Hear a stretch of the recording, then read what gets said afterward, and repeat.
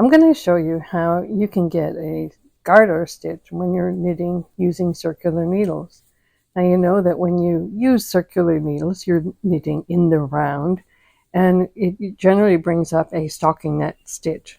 But I'm going to show you how you can get a garter stitch look by alternating your knit and purl on the circular needles. So here we go.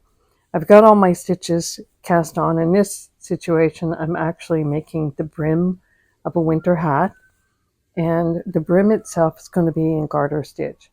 So you have all your stitches on, and your first row, you are going to knit completely around to your marker, and then you will switch to purl stitching or purl knitting.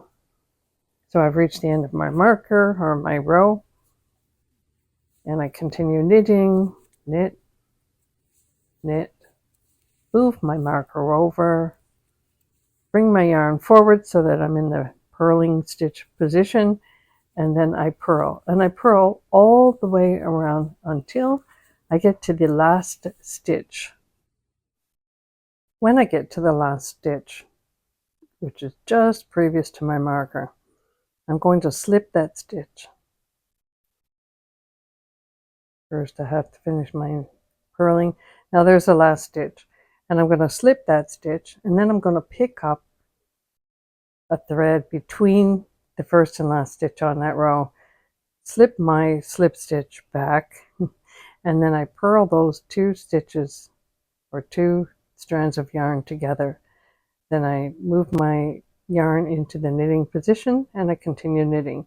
So the only time you make that change is when you're going to make your transition from the end of your purling to the beginning of your knitting. And that way you'll end up with a nice smooth transition, a garter stitch look, and no hole at the transition point. Thanks for watching. It's fun to learn new things, and guess what? I just learned this week. Cheers!